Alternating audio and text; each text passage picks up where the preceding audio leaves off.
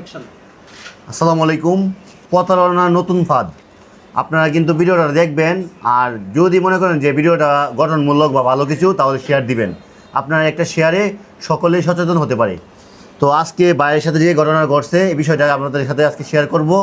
বিস্তারিত আপনারা দেখুন। ভাই, মূলত আপনার সাথে কী ঘটছে একটু বলেন তো আমাদেরকে। আমি গতকালকে বিকাল 3টার দিকে দোকানে ছিলাম।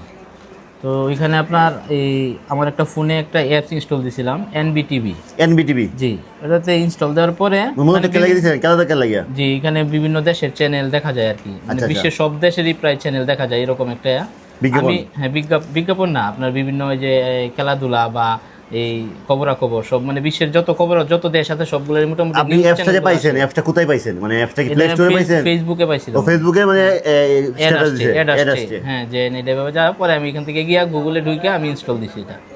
আচ্ছা, আমি একটু বিষয়টা বিস্তারিত বলি। আমরা যে ফেসবুক চালাই, তারপর কিন্তু অনেক সময় বিজ্ঞাপন আসে, স্পন্সর লেখা আসে যে এই অ্যাপসটা ইনস্টল করলে আপনি এই সুবিধাগুলো পাবেন, তো ভাইরাস ক্লিন করুন, মানে বিভিন্ন ধরনের অ্যাড আসে। ঠিক এরকমই, মানে যেহেতু কিছুদিন আগে খেলা গেছে ব্রাজিলের, হয়তো তখন বাইরে একটা অ্যাপসের লোগো আসছে যে এই টিভি চ্যানেলটা যদি আপনি ইনস্টল করেন সকল দেশে। গতকালকে আমি নিজের আগ্রহী করছি কোন কারণে বিভিন্ন টিভি চ্যানেল দেখার জন্য আর কি। যাই হোক, তারপরে ভাইয়ের সাথে কি ঘটছে এই বিস্তারিত আপনি শুনতে পারবেন। পরে কি হয়েছে ঘটনাটা? তারপরে আমি ওইটা ইনস্টল কইরা, তো উনি এটা গেলে পরে বিভিন্ন সেটিংয়ে যায়, সেটিংগুলা অ্যাক্টিভ করার জন্য বলে। তো পরবর্তীতে আমি বিভিন্ন অ্যাপসে ঢুকলাম, ঢুকে একটা দেশের চ্যানেলে ঢুকলাম, ঢুকে একটু দেখলাম 5-2 মিনিটের মতো দেওয়ার পরে চ্যানেল আটকে যায়। তখন আমার এটা ভালো লাগছে না, তখন এটা আমি আনইনস্টল করে দিছি। আনইনস্টল করে দেওয়ার পরেও একটা সেটিং এটা যাইতেছে না, মানে বারে একটা সেটিং আসতেছে পরে আমি সন্ধ্যার পরে অ্যাপসটা কি না আছে না কেটে ফেলছেন? এই অ্যাপসটা আমি কেটে ফেলছি, আনইনস্টল দিয়েছি তখনই। আচ্ছা। তো এটা আনইনস্টল দেয়া ফোনটা আমার পকেটে রেখে দিছি, রেখে দেয়া প্রায় রাত্রের আনুমানিক 8:30টার দিকে আমি ফোন পকেটে বাইর করে দিই। আমার ফোনে অ্যাপস ইনস্টলিং দেখাইতেছে, মানে ইনস্টলিং। আমি আর কোনো ফোনে কোনো কাজ করতে পারতেছি না, ফোন বন্ধ করতে পারতেছি না, চালু করতে পারতেছি না, কিচ্ছু করতে পারতেছি না।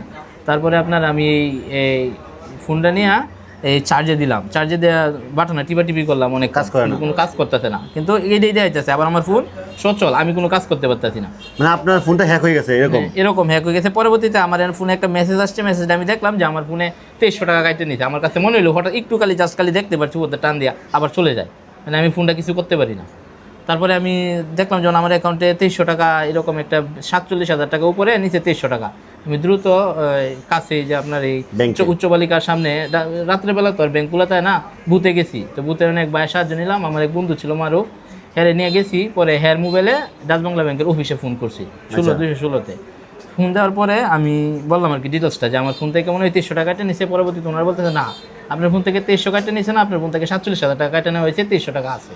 ও আচ্ছা। কথা বলার পরে তো আমার আরও হয়ে গেল। পরে আমি এটা নিয়ে আমার এক ভাই আছে ব্যাংকে, ওনার সাথে কথা বললাম।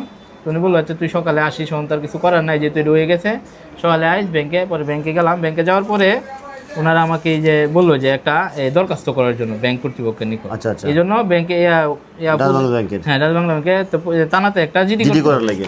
তো আমি গেলাম থানাতে জিডি করার জন্য। তো ওনারা বলতেছে এই প্রতারণার কোনো জিডি হয় না, শুধু আপনি একটা করতে পারবেন, অভিযোগ করতে পারবেন। অভিযোগ করছি।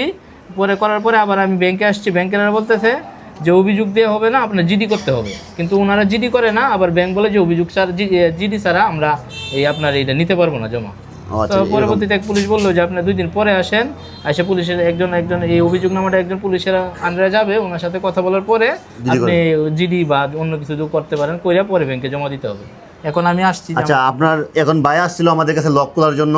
মূলত ভাইয়ের যে লকটা ফোনের, এই লকটা ভাই খুলতে পারে। খুলেন তো একটু দেখেন ক্যামেরাটা, এই লকটা খুলছে। লক খোলার পরে আবার দ্বিতীয় স্ক্রিনে একটা লক। এই লকটা হচ্ছে আপনার হ্যাকারে, মানে যারা আপনার অ্যাপসটা তৈরি করছে, এই অ্যাপসের মাধ্যমে তারা এই মোবাইল হ্যাক করছে। এই লকটা কিন্তু ভাই খুলতে পারতেছে না, কারণ হচ্ছে তারা এখন ওই মোবাইলের নিয়ন্ত্রণ নিয়ে গেছে, ঠিক না ভাই? ওই মোবাইলের পুরো নিয়ন্ত্রণ নিয়ে গেছে। তো আপনারা ভিডিওটা বেশি করে শেয়ার দেন। আপনারা প্লে স্টোর ব্যতীত অযথায়, মানে গুগল ক্রোম থেকে বা বিভিন্ন জায়গা থেকে আপনারা কোনো অ্যাপস ইনস্টল করবেন না।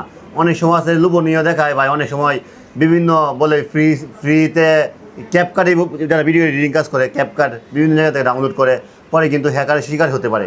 এই জন্য আপনারা অবশ্যই সচেতন থাকবেন। টাকা পয়সা ছিল, হ্যাঁ, অনেক কষ্টের টাকা ছিল। যাই হোক, আপনারা সচেতন থাকবেন। বাইরের এই জন্য মূলত ভিডিওটা তৈরি করা, যেন আপনারা এই এরকম মানে ফাঁদে যেন না পড়েন, ঠিক না ভাই? জি। মূলত উদ্দেশ্য এটাই। আর আপনারা ভিডিওটা বেশি করে শেয়ার করে দিবেন। তো ভাইয়ের টাকা গেছে, এটা তো মনে করেন যে আমরা ভিডিও করলে তো আর টাকা ফিরে আসবে না, তবে আপনাদেরকে সতর্ক করানোর জন্য মূলত ভিডিওটা করা। আবার বলতেছি, ভিডিওটা বেশি করে শেয়ার দিবেন। সবাই ভালো থাকবেন, আসসালামু আলাইকুম।